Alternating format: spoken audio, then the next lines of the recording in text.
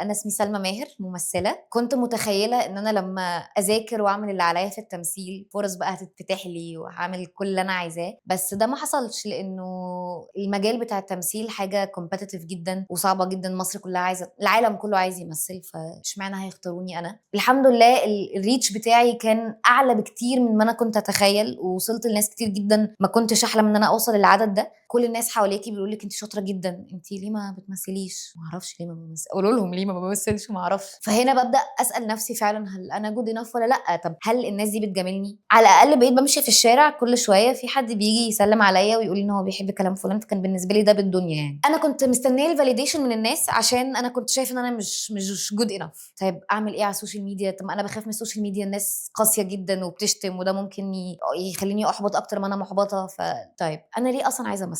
قالت لي: يا سارة شُفت لِك حاجات وأنتِ ممثلة شاطرة أوي. أنا كان كل ما الناس تقول عني كلام كويس أتضايق أكتر وأعيط أكتر. هو مضحوك عليهم بس شوية، هُم لمّا يعرفوني أكتر هيقولوا إيه الفاشلة دي؟ هُم بس عجبتهم ده علشان كلام حلو، لكن في الحلقة الجاية هيشتموني. فأنا قاعدة مستنية إمتى بقى هاتفقس ويبان إن أنا مش كويسة، إن أنا ممثلة أي كلام وإن أنا مضحوك عليَّ ومضحوك على الناس دي كلها. بقيت باحاول أركّز إن الهدف إن أنا أكون باعمل اللي باحبه واتبسط بيه أيًا كان النتيجة إيه. أنا مش بييجي لي فرص شغل عشان أنا تخينة أو عشان أنا سمرا أو عشان أنا قصيرة أو عشان أنا طويلة، أو دايمًا الدماغ بتدّيكِ أعذار أو حِجج إن أنتِ ما تعمليش الحاجات اللي أنتِ عايزة تعمليها علشان حاجات ما لهاش علاقة بالموضوع خالص، والموضوع بيبقى أوحش لمّا بييجي من العيلة، بييجي من البيت. فأنا قُلت لو في واحدة عملت لي follow عشان شافت فيديو نزل ليّا وأنا بامثل، فده تمام، لأ أنا مش المفروض أسيب التمثيل.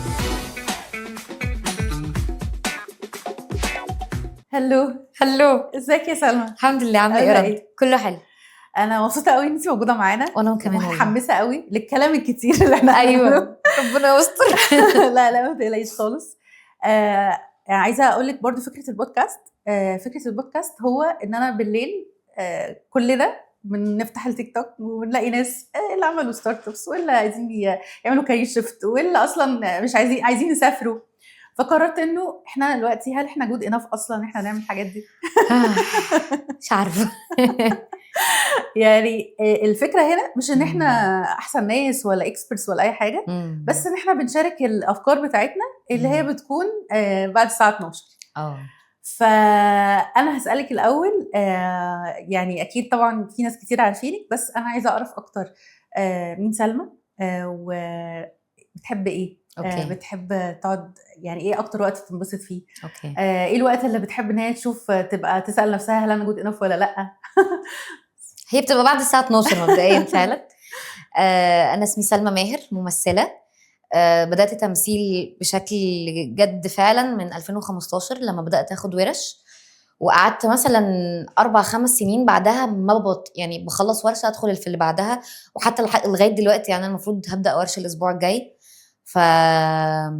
أخدت التمثيل بشكل جَد جدًا، وبعدين كنت متخيلة إن أنا لمّا أذاكر وأعمل اللي عليَّ في التمثيل، الفرص بقى هتتفتح لي وهاعمل كل اللي أنا عايزاه، بس ده ما حصلش لإنه المجال بتاع التمثيل حاجة competitive جدًا وصعبة جدًا، مصر كلها عايزة، العالم كله عايز يمثل، فاشمعنى هيختاروني أنا؟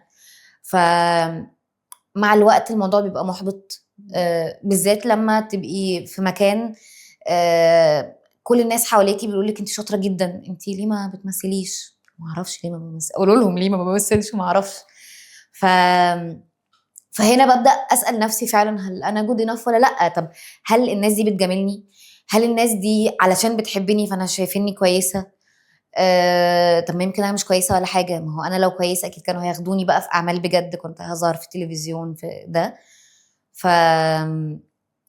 يعني من هنا بقى فكرت إن أنا لازم أعمل حاجة لنفسي، أنا مش هاستنى الفرصة بقى هي اللي تجيني، أنا لازم أعمل حاجة لنفسي. لو أنا عايزة الناس تشوفني فهي مش لازم تشوفني من خلال التلفزيون أو السينما. الحمد لله إحنا دلوقتي عندنا حاجة اسمها social media الناس تقدر تشوفني فيها. كان عندي آمال وطموحات إن بقى لمّا الناس تشوفني في السوشيال ميديا ساعتها بقى المخرجين والمنتجين هيشوفوني فهيجيبوني في أعمال. آمم الغريب إن ده ما حصلش، يعني الحمد لله الreach بتاعي كان أعلى بكتير من ما أنا كنت أتخيل، ووصلت لناس كتير جدًا ما كنتش أحلم إن أنا أوصل للعدد ده. بس اللي انا وصلت لهم هم الناس مش مم. السوق. ف... فده برضو ما جابليش الفرص اللي انا كنت متخيلاها واللي انا كنت عايزاها. بس يعني على الاقل بقيت بمشي في الشارع كل شويه في حد بيجي يسلم عليا ويقول لي ان هو بيحب كلام فلان، كان بالنسبه لي ده بالدنيا يعني. بس اوكي. طيب انا عايزه بقى نرجع شويه للبروجكت بتاعك. اه انا عارفه ان اي باشن براند او اي فكره هي بتيجي من حاجتين. اول حاجه فكره جت، وحاجه تانية السبورتيف كوميونتي اللي حواليها. فدي اول حاجه كمان ان دلوقتي في ناس كتير قوي بتعمل يوزر جنريتد كونتنت اللي هو من الناس. امم فيمكن انت من اول الناس اصلا اللي عملت حاجه اسمها يوزر جنريتد كونتنت وانت مش عارفه ان هو اسمه يوزر جنريتد كونتنت. لا بصي كنت عارفه عشان انا اوريدي يعني بشتغل في سوشيال ميديا ايجنسي، فكنت اوكي. عارفه ان في حاجه اسمها يوزر جنريتد كونتنت، بس ما كنتش عارفه ان هو ده اللي يعني الصح. امم. بصي انا هحكي لك اليوم كان عامل ازاي. يس. انا كنت في 2019 كنت مكتئبه جدا جدا. وفي يوم انا فاكره اليوم ده كويس جدا، قعدت صاحيه لحد الساعه 7 الصبح. يعني حصل لي رولر كوستر كده، ايموشنز غريبه. الاول احباط وعياط، انا ليه مش بمثل، انا ليه قاعده في بيتنا، انا ليه بشتغل حاجه انا مش عايزه اشتغلها. آم، وبعدين فكرت، رحت كاتبه على انا ساعتها كان الانستجرام عندي مثلا في 1000 شخص فولور او حاجه اللي هم صحابي يعني. فبس كنت عامله بابليك. فسالت، عملت ستوري لاول مره اعمل ستوري في حياتي اصلا. كتبت هو انا لو عايزه اعمل كارير شيفت ايه الحاجات اللي انتوا شايفين ان انا ممكن اعملها، لان انا كنت ساعتها حاسه ان انا برضو ان انا اشتغل السوشيال ميديا دي انا مش مبسوطه فيها. فالناس بدات تبعت لي حاجات، ولما اسالهم ليه، يعني مثلا حد يقول لي مذيعه، فاقول له ليه، فيقول لي علشان انتي بتعرفي تقفي قدام الكاميرا وتتكلمي وما اعرفش ايه. حد تاني يقول لي هوست في ايفنت، ليه، علشان انتي ما اعرفش. كلها حاجات بتوصل، طب ما امثل. امم. وبعدين واحده ما كنتش اعرفها خالص بعتت لي قالت لي ايه ده، هو انتي هتبطلي تمثيل؟ وانا اصلا ما كنتش بسال عن التمثيل يعني. قلت لها مش عارفه لسه ليه. قالت لي اصل انا شفت لك حاجات وانتي ممثله شاطره قوي. اللي هو ايه ده، شفتي لي انا حاجات؟ هي الحاجات دي شافتها من اللي هي الفيديوهات اللي الورش بتنزلها ليا. فانا قلت لو في واحده عملت لي فولو عشان شافت فيديو نزل ليا وانا بمثل، فده تمام. لا انا مش المفروض اسيب التمثيل. طيب المفروض اعمل ايه؟ قعدت كل ده في نفس اليوم يعني. وساعتها كلمت احمد عصام اللي هو جوزي حاليا، قعدت اعيط له شويه اعمل ايه وانا ليه مش بمثل وانا ليه. فقال لي انت ما بتاخديش ريسكس يعني قعدنا بقى نحلل شخصيتي كده شويه. طب ايه الريسك اللي انا ممكن اخده؟ طب ماشي عايزه اعمل حاجه على السوشيال ميديا، طيب اعمل ايه على السوشيال ميديا؟ طب انا بخاف من السوشيال ميديا، الناس قاسيه جدا وبتشتم وده ممكن يخليني احبط اكتر ما انا محبطه، فلا لازم تعملي حاجه. فبعدين وقفت كده مع نفسي قلت طيب انا ليه اصلا عايزه امثل؟ فالاجابه لما سالت نفسي انه انا اكتر لحظه سعيده جدا بالنسبه لي هي ان انا اعمل حاجه وحد يجي يقول لي اي ريليت قوي للي انت عملتيه ده. انا كده بحس ان انا مثلت كويس. يعني خليت شخص يعيط، خليت شخص يضحك، خليت شخص يفكر في حاجه في حياته او يفتكر حد يعرفه، يبقى انا كده تمام. طيب يلا اعمل كونتنت والناس تبقى ريليتبل بيه. طيب ايه الكونتنت، إيه الحاجه اللي همثلها؟ فحسيت انه مفيش حاجه ريليتبل اكتر من ان لو الناس هي اللي تبعت لي. انا لو كتبت حاجه بتاعتي مش لازم يعني الناس كلها تريليت ليها، لكن لو الناس هي اللي بعتت لي دي حاجه بتاعتهم هم. فقلت خلاص الناس تبعت لي الكلام. فقعدت افكر طيب هل ده معناه ان الناس اللي هتبعت لي دول يبقوا رايترز اصلا، يبقوا ناس بروفيشنال؟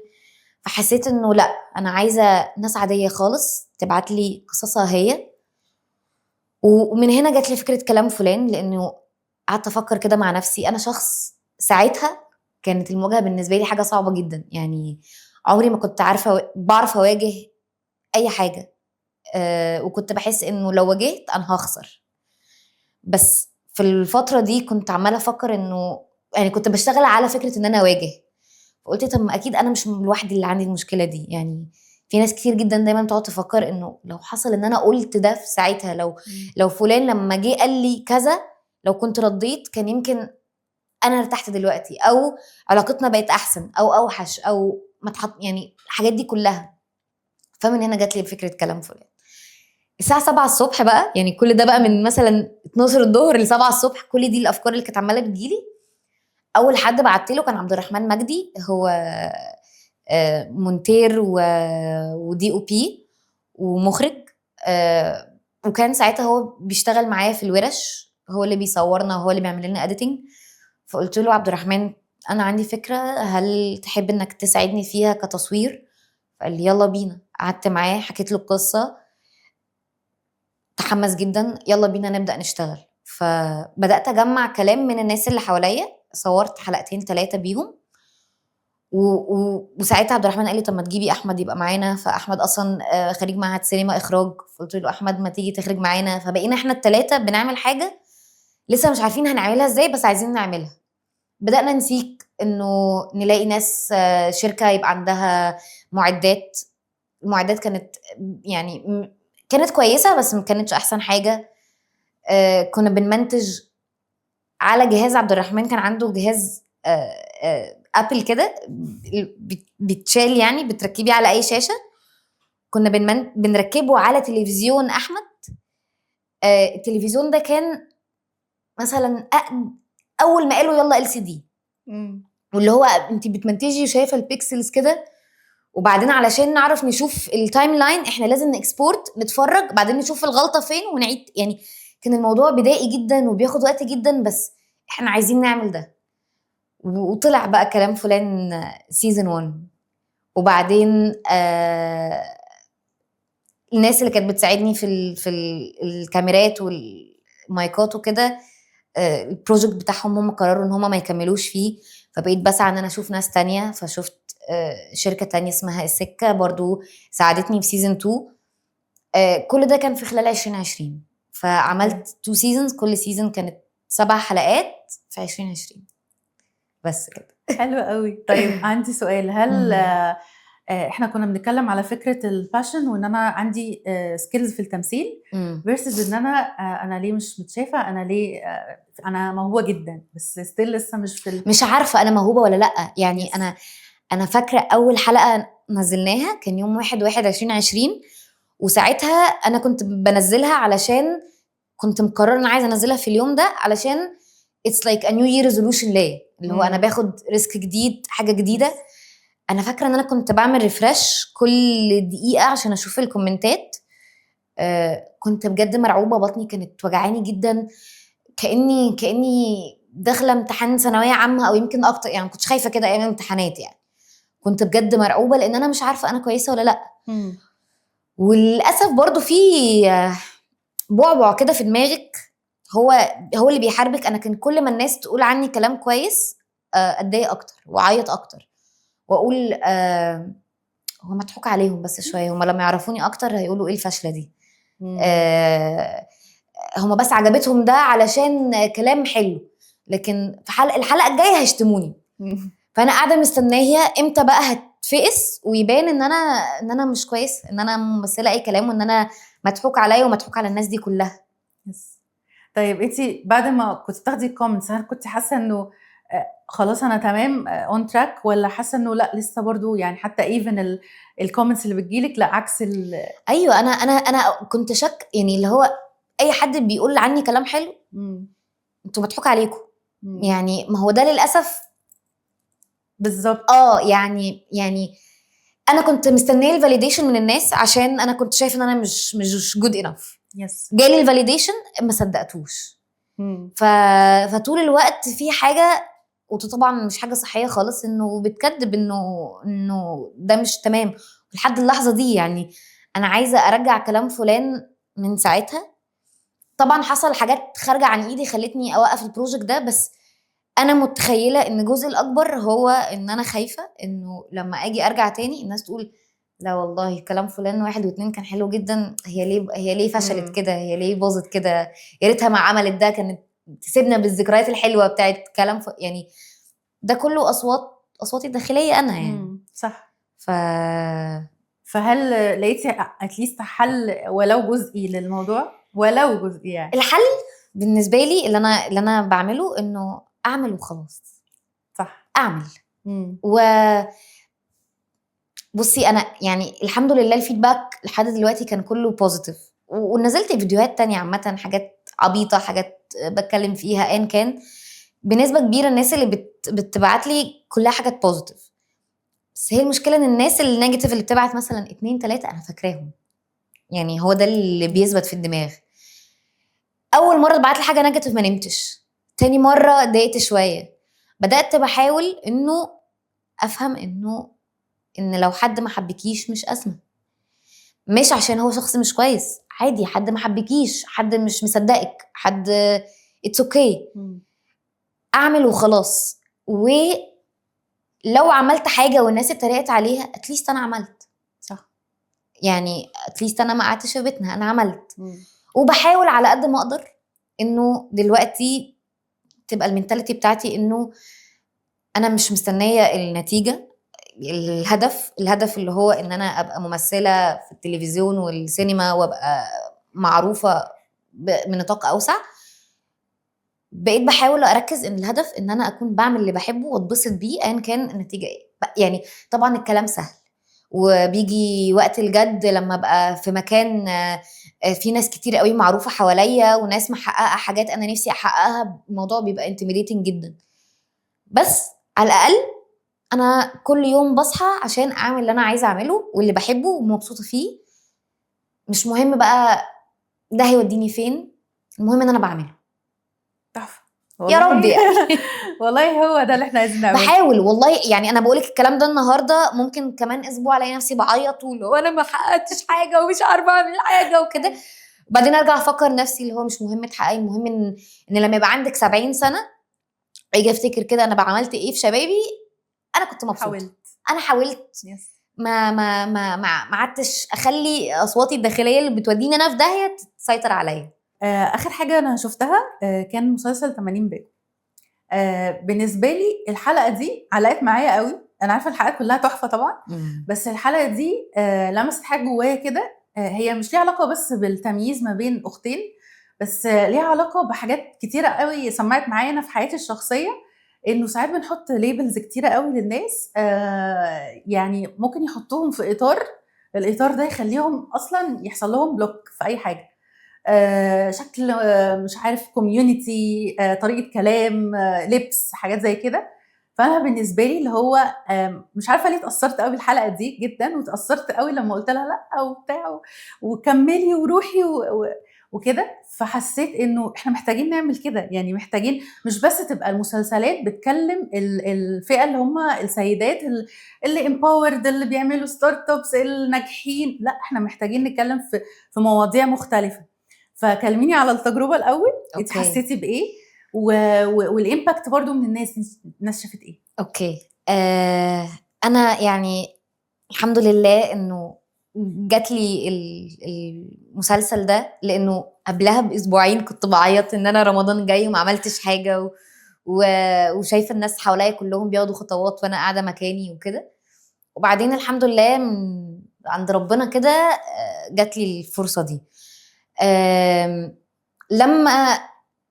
لما قريت الورق اكتر حاجه يعني فكرت فيها انه هو الموضوع ممكن هم حاطينه في اطار اخت بيضه واخت سمراء والعنصريه اللي بيتحط فيهم، بس هي الفكره برضو مش يعني، واللي انا متاكده ان برضو صناع العمل كانوا بيفكروا فيه ان هو الموضوع مش بالسطحيه بتاعت بيضه او سمراء. انا الناس يعني اللي عارفيني من قبل كده انا كنت ادخل من دلوقتي 50 كيلو 50 كيلو بجد يعني. وبسبب ده طول الوقت كنت حاسه ان انا مش جود انف، مش بس عشان اللي انا بشوفه في المرايه، علشان اللي بيتقال لي من مامتي، من بابايا، من عيلتي، التريقه، نظره الناس، كميه كومنتات كنت بسمعها. وهي الفكره انه انا مش طفله تخينه، انا اتخنت في فتره معينه يعني، فما كنتش متعوده على ده. انا مره واحده بقيت بسمع ده وبقيت بشوف الاختلاف في العيله ما بين انا وبنت خالتي اللي مليانين عن بنات خالتي اللي مش مليانين. احنا مسموح لنا نلبس ايه وهم مسموح لهم يلبسوا ايه، لانه هما مهما لبسوا اللبس ما بيبقاش عليهم شكله معين. انا بقيت متاكده ان انا ما بتجيليش فرص في التمثيل عشان انا تخينه، وانا لو خسيت هيجيلي فرص، يعني ده ما حصلش، يعني هو بالعكس انا يمكن عملت حاجات اكتر وانا في تخينه. اصلا ليكي ادوار كتيره قوي. بس اقول لك على حاجه، هما كانوا برضو دايما بيجيبوني في حاجات معينه. يعني في عمل ما الممثله هي كانت نجمه يعني اللي قدامي قررت ترتجل، اتريقت على تخني في المشهد، وده اصلا مش موجود في الورق. وانا اتخضيت، مش عشان مرتجل، علشان الى حد ما انا دماغي اللي هو انا مش مستوعبه ان الناس شايفه اللي انا شايفاه في نفسي، فلما حد بيقوله لي برضو بيبقى كده. فاي حاجه في الشكل الناس بتعلق عليها بالذات من وانتي صغيره، بتفضل محفوره في دماغك، وبتفضل مخلياكي تقتنعي ان اي حاجه انتي مش عارفه تحققيها في حياتك هي بسبب دي، ان هي ممكن ما يبقاش ليها اي علاقه. انا مش بشتغل، مش بيجيلي فرص شغل عشان انا تخينه او عشان انا سمراء او عشان انا قصيره او عشان انا طويله، او دايما الدماغ بتديكي اعذار او حجج ان انت ما تعمليش الحاجات اللي انت عايزه تعمليها علشان حاجات ما لهاش علاقه بالموضوع خالص. والموضوع بيبقى اوحش لما بيجي من العيله، بيجي من البيت. وساعات بيقلب عند، وساعات بيقلب اكتئاب، يعني هي برضو مراحل كتير قوي. فانا يمكن انا مش عمري ما اتحطيت ان حد يتريق على لوني لان انا مش سمراء، ولكن كانوا يعني انا فاكره ان انا جت فتره في اعدادي كانت في واحده بتتريق على بياضي، انه ان انت فلاحه قوي عشان انت بيضه. وانا فاكره ان انا قعدت الحاجات دي عمرها ما كانت تيجي في دماغي ان انا لما اروح المصيف انا هقعد تحت الشمس عشان مش عايزه ابقى فلاحه. اللي هو ده مين اللي قال ان البيضه فلاحه، ومين اللي قال السمره وحشه، ومين ده ما اعرفش، لحد ما بقيت بتحرق وبروح لدكاتره جلديه علشان انا بعمل حاجه مش انا يعني. ما انا حلوه اهو يعني تمام يعني. وبقيت كل ما بكبر بقيت بحب جدا، انا لما ابص على وش اي بنت بحب قوي البنت الناتشرال. وبقيت بحب البنات السمر، دي حاجه زياده يعني. او انا طول عمري بحب السمر، بس بقيت اللي هو يعني مثلا بالنسبه لي ايقونه الجمال اسماء ابو اليزيد. بقعد ابص على صورها كده، ما شاء الله ايه الجمال ده فيها، ايه الحلاوه دي. مش عايزه اكون سمره زيها، بس انا شايفه ان هي حلوه كده، وانا ربنا الحمد لله خلقني حلوه كده. ويعني ببقى نفسي بجد اقول لاي واحده انه انت تمام. وانا لما خسيت بقى عندي بنت خالتي التانية اقرب واحده ليا يعني، هي لسه ستيل مليانه. فبقيت بشوف انا لما ده اتشال مني، هي بقيت بشوف ده. وبقيت بشوف هي يعني لما بتحكي لي ان مثلا هي مقتنعه ان مفيش اي حد هيحبها ما اعرفش ايه بسبب ان هي تخينه. اللي هو انت متخلفه، لان انت زي القمر، وشك زي القمر. فلما جيت اعمل المشهد انا تخيلت ان انا بقول الكلام ده لبنت خالتي، انه لا، لانه اولا اللي هيحبك بجد. مش انا عارفه انه كلام كده، بس انا الحمد لله مثلا جوزي حبيني وانا رفيعه، حبيني وانا تخينه، حبيني وانا، عشان هو اللي بيحب هو بيبدا بيشيل مرحله الشكل بقى يعني العلاقه الشكل دي بتبقى حاجه في الاول، بس بعد كده ده كله بيروح. صح. ونفس الكلام في الشغل، ونفس الكلام في العلاقات، ونفس الكلام في الاصدقاء، الواحد لما بيعرف حد بيشوف جواه، ما بيشوفش ده. بس المهم برضو عشان ما بقاش بقول كلام كده، ان انت لما تبقي واقفه قدام المرايه تبقي حابه نفسك. هتحبي نفسك، قادره تعملي حاجه تغيرها اعمليها.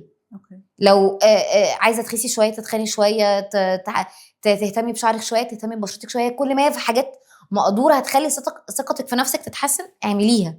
بس هنتكلم في حاجه مش في ايدينا، لا يبقى انت لازم تشوفي ازاي ده ما ياثرش في يعني ما هو حاجه مش هنغيرها، وده احنا. ولو بجد سمعتي كلام الناس يعني قدرتي تقري افكارهم، يعني يا ريت ده يبقى صوتك لنفسك. يعني ساعات ببقى اللي هو نفسي ان انا اولا ما يبقاش صوتي لنفسي. يعني انا لو انت عمرك يعني لو انا بحبك عمري ما هقولك اي حاجه نيجاتيف. طب انا ليه ما بحبنيش وبقول لنفسي الكلام ده؟ نفس الكلام انا لو سمعت، يعني لما حد كان الناس اللي بتحبني القريبه مني بيقولوا لي كلام حلو، انا وداني مش راضيه تصدقه. بقول يا رب يا ريت اعرف يبقى ده كلامي لنفسي، يا ريت اقدر اصدق ان ده حقيقي. انتوا مش بتقولوا كلام عشان انتوا معميين او عشان انتوا بتجاملوني او عشان انتوا مش شايفين الحقيقه بس. فانا مبسوطه قوي ان يعني الحلقه دي اتعملت عامه، يعني ان كنت انا عملتها ولا مبسوطه بالمسج اللي فيها. واللي بسطني اكتر ان كل الناس اللي حواليا اللي يعرفوني قالوا لي سلمى ده انا حاسه ان الكلام ده مش مكتوب، انت اللي قايلاه عادي.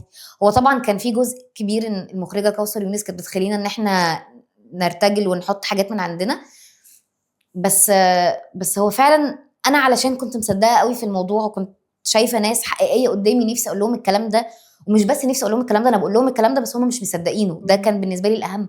صدقي ان انت قمر، صدقي ان انت حلوه، صدقي ان انت الناس بتشوفك ذكيه وجميله، يعني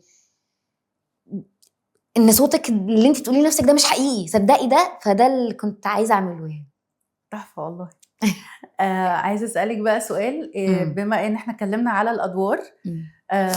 ايه الاوبورتيونيتيز او ايه الادوار اللي انت بتحلمي ان انت تقدميها؟ يعني ايه التوبكس اللي انت عايزه ان انت تضيفي فيها حاجه زي الدور ده؟ يعني ان هو مش مجرد بس تمثيل، لا تمثيل بامباكت، يعني ايوه مش بس مجرد تمثيل. بصي، انا عمري ما بقعد افكر انا ايه الموضوع اللي انا نفسي اتكلم فيه، زي قد ما بفكر ان انا نفسي بس اعمل حاجه ريليتبل. يعني انا قبل ما يجي لي 80 باكو كموضوع ده عمره ما جه في دماغي، يعني انه انا عايزه امثل ده، بس لما جالي ايوه هو ده اللي انا عايزه اعمله. نفس الكلام لما بيجي لي مواضيع في كلام فلان، حاجات يمكن انا ما مرتش بيها او اللي حواليا في دوائري ما مروش بيها، بس لما بقراه اللي هو اوف انا عايزه اعمل ده. فزي ما قلت لك ان انا عايزه اعمل حاجه لما اعملها اي حد يحس انه مر بالتجربه دي او يعرف حد مر بالتجربه دي. يعني مثلا فور اكزامبل اكتر حلقه بيجي لي عليها كومنتات كتير قوي في كلام فلان كانت الحلقه بتاعت الاثنين الصحاب، مش عارفه تعرفيها ولا لا. هما اتنين صحاب متخانقين بيتقابلوا بعد فتره، بيطلعوا اللي جواهم وبيتصالحوا في الاخر. الامباكت انه كميه ناس لحد اللحظه دي بتقولي انا وصاحبتي اتصالحنا بسبب الحلقه دي رهيبه. هل انا وانا بعمل الحلقه دي كنت مدركه ده؟ لا طبعا. انا بس الموضوع انه لما جالي كلام واحده متخانقه مع صاحبتها، انا الكلام لمسني جدا وحسيت ان انا كان نفسي اقوله لواحده صاحبتي معينه فعملته. هل اكيد ما كاش في بالي ولو نص ثانيه انه في اتنين متخانقين هيبعتوا لبعض الكلام ده فيتصالحوا؟ وده شفته غير ان هم بيحكوا لي، كنت بشوف في الكومنتات، يعني بشوف العتاب، واحده بتعمل منشن لواحده فالتانية ترد عليها فيبداوا يعاتبوا مع بعض، فانتي اختي، انتي حبيبتي، انتي صاحبتي، فيتصالحوا. اللي هو يعني يا رب ده يكون في ميزان حسناتنا يعني. بس اكيد انا ما كنتش مدركه الامباكت، بس انا عملت حاجه انا مصدقاها والبنت مصدقاها اللي بعتت لي الكلام وكلنا بنمر بيها فلمسنا بس. تحفه يعني بجد. يعني عارفه اللي هو حسيت انه قد ايه في حاجات ما بتبقاش متقاله كتير، بس لما بنقعد مع ناس حقيقيه اتليست مش بنتكلم مع بعض بيوصل قوي الرساله والمسج انه فعلا. انا تقريبا ما وصلتش لاي حاجه من حياتي من حد بره. يعني الناس بتقعد تقول لي مش عارفه لبسك، الوانك، مش عارفه ايه يعني ايه المشكله، بس انا ما وصلتش حاجات في دماغي. برضو العيله، ده شيء اساسي. اي حد شفته في حياتي تعبان كان اساسه طبعا. وريني طفولتك كده. انا يعني انا عندي ايتنج ديس اوردر من وانا طفله، وانا مش مدركه طبعا ده، ولا اهلي مدركين ده، ولا حد عارف ان ايه ايتنج ديس اوردر، بسبب ان انا من وانا عندي 4 سنين بتعلق على وزني اني رفيعه. فعلشان اخد فاليديشن بقيت باكل. اكلت انت تخينه، دلوقتي خسيت بيتقال لي انت رفيعه.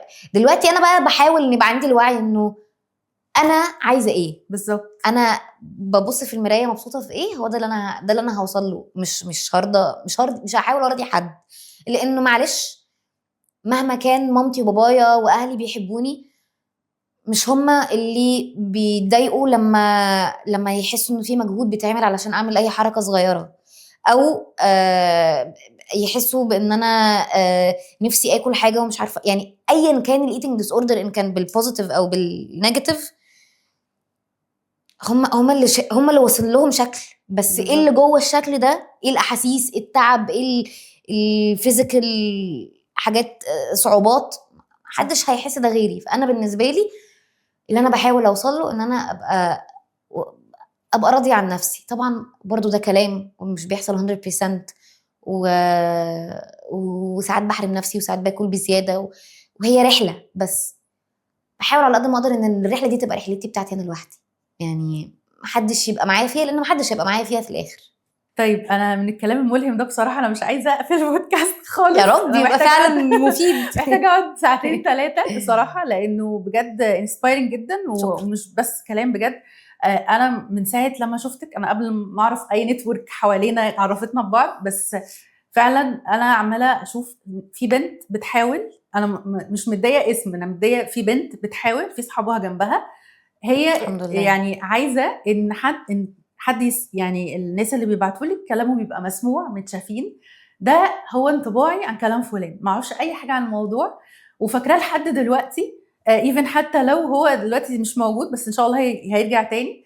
بس الفكره نفسها انه قد ايه الامباكت بيظهر حتى لو يعني خلاص شكرا انت يا رندا معلقه معايا والله. من زمان جدا. انا فاكره قبل ما الفيسبوك بيج بتاعتي تعمل لها هاك عملت شير، يعني هتلاقي تقريبا اخر بوست عندي على الفيسبوك هو البوست بتاعكم لما عملتوا منشن ليا يعني. وساعتها اللي هو دي اللحظات اللي هو ايه ده، انا عامله امباكت، يعني ده كوبي رايتر كاتبين عني وحاطيني وسط ناس انا ببص لهم على ان هم ناس ملهمه جدا، اللي هو ايه ده انا زيهم كده دلوقتي، اللي هو الحمد لله يا رب. لا بس على فكره اقول لك على حاجه، دي تو بي اونست، انا فاكره الناس اللي انا حطيتهم، بس ساعتها كانوا هم ترند. والناس بتحب تبقى في ميكس اند ماتش ما بين الاثنين. بس انا كرندا انا بحب النوع ده من الكونتنت انه جاي من الناس، وفي نفس الوقت انت بذلتي مجهود، يعني الناس قالت حاجه وانت عملتيها. ايوه. فكنت حابه اعرف بما انه احنا في جود انف انه لسه في كلام ما اتقالش كتير قوي جدا. ايوه. خصوصا مع السوشيال ميديا والعصر السرعه اللي احنا فيه. انا كنت بسال يعني حد قريب، فبقول له احنا عمالين نجري نجري نجري، امتى هنعيش؟ يعني امتى هنعيش؟ امتى كل ما بنوصل لمرحله بيبقى لازم نوصل للمرحله اللي بعدها، لازم نعمل اتشيفمنتس اكتر، لازم مش عارفه مين اخد اوورد الفلانيه، وكلها بتبقى يا اما نتورك يا اما بتبقى حاجات ممكن تكون مش منطقيه، بس هي في الاخر احنا عايزين يتسقف لنا وعايزين يتقال لنا برافو عليكم. في وقت ما مش هنصدق برضه ان هو كده. فايه الكلام او ايه المواضيع اللي ممكن دلوقتي في 2025 وفيما بعد ممكن كلام فلان يقول؟ بصي، هو انا من فتره، من اول السنه كده، لقيت ناس صحابي بالصدفه قابلتهم قالوا لي سلمى انت ليه وقفتي كلام فلان؟ فقلت لهم عندي 1 2 3 4. فقالوا لي طب يلا احنا حابين نعمل ده معاكي تاني. لان عبد الرحمن مجدي واحمد عصام اللي هم بالنسبه لي هم مش كانوا بيساعدوني في البروجكت، هم انا بالنسبه لي ده البروجكت بتاعنا احنا الثلاثه، حتى لو هم مش مكملين فيه معايا دلوقتي هو بتاعهم معايا وباخد رايهم لحد دلوقتي في كل حاجه. بس صحابي دول قالوا لي يلا احنا حابين ان احنا نساعدك في ان احنا نعمل كلام فلان سيزون 3. ف انا كنت متخيله ان انا لما اقول للناس يا جماعه انا هعمل كلام فلان سيزون 3 ان انا مش هلاقي مواضيع جديده، يعني ان انا كنت متخيله ان انا خلاص عملت كل المواضيع، عملت كل المشاكل، عملت كل حاجه. انا اتبعت لي كميه حاجات الحمد لله، يعني ده معناه ان انا الموضوع واصل للناس، لدرجه ان انا نزلت على تيك توك وكنت ناويه ان انا انزل على الانستجرام، قلت لا عشان بس ما بقاش اوفر. شفته بالليل بعد الساعه 12. ايوه انا استني انا برضه عشان اقول لك بس ان الافكار بتاع جود اناف دي بتيجي بعد 12. انا نزلت الفيديو 3 الفجر. ايوه. وما عرفتش انام لحد ما يبدا الناس تبعت لي والناس تشوف الفيديو. يعني الموضوع بيبقى كاني كده هاخد جايزه ما اعرفش ايه، يعني اوسكار مثلا. فالناس بدات تبعت لي وبدات تقول يا لهوي ده الناس مواضيعها وحواراتها ومشاكلها مهما تخيلت ان انا اي كفرد كل المواضيع، فلا هي مستحيل. ممكن تبقى مثلا انا عملت كلام فلان للام، اصلا كلام فلان سيزون 2 عملت حلقتين للام مع اختلاف المواضيع، وهعمل تاني حلقه واحده بتكلم بس موضوع تالت خالص. ف ممكن ان من بره يبان ان الحاجه واحده، بس هي مش واحده خالص، لانه احنا مع السوشيال ميديا زي ما انتي قلتي مقارناتنا بنفسنا مع الناس اللي حوالينا بتزيد، ثقتنا في نفسنا بتتهز اكتر. وبعدين لما نبدا نشوف اصل ده كله جاي منين، بنلاقي ان هو جاي من البيت، بنلاقيه جاي من الصحاب، بنلاقيه جاي من حاجه واحنا صغيرين احنا مش مدركين بيها. دي مواضيع انا يعني هتكلم عنها ان شاء الله. مش يمكن المقارنات بس، هتلاقي ان المشكله حاجه بس هي منبعها اكتر اصلا ان انا مش شايفه نفسي كفايه، او ان انا مش شايفه نفسي كويسه، او ان انا بقارن نفسي بغيري، او ان انا عايزه اخد حاجه مش بتاعتي، او إن حاجات كتير من نفس الامبريلا دي. فده اللي انا هعمله. وبرضه فكرت انه بما ان دلوقتي انا اخر مره عملت كلام فلان كان في 2020، احنا دلوقتي 5 سنين بعد كده، فلازم كلام فلان يبقى بشكل مختلف. فمثلا عمالين بندرس هل نعمله فيرتيكال، ازاي نخش الموضوع اسرع علشان الاتنشن سبان، ازاي نحاول نعمل حلقه اقصر بس في نفس الوقت تبقى فيها يعني layers بتاعتها معمول لها coverage بشكل. بنحاول نعمل ده لان برضو في الاول وفي الاخر كلام فلان مش ريل يعني. كلام فلان هي كانها حلقه في مسلسل معمول لها كومبريس قوي. فازاي نقدر ان احنا نوصل كل حاجه من غير ما نبقى طولنا علشان الناس ما تزهقش مننا وتعمل سوايب. فدي كلها تشالنجز بنحاول نحققها، يا رب يا رب نعرف نعملها ويبقى سيزون 3 يعني الناس من اول المشجعين. يا رب يا رب يا رب يا رب والمحللين. بجد. اولا يكمل على خير، إن شاء الله بإذن ثانيا الله. محدش يبص على سيزون 3 ويقول يا ريتها ما عملته، كنا فضلنا على الذكريات بس اللي انا قبل كده. اعتقد انه لا يعني ان شاء الله ان شاء الله المواضيع مختلفه عن 5 سنين فاتوا. ده كده ده كده اكيد. متاكده ان انت اكتسبت خبره في كل حاجه في حياتك، في الحياه عامه. الحياة. يعني انا كبرت عن 5 سنين فبقيت ببص للمواضيع بشكل مختلف يعني. صح.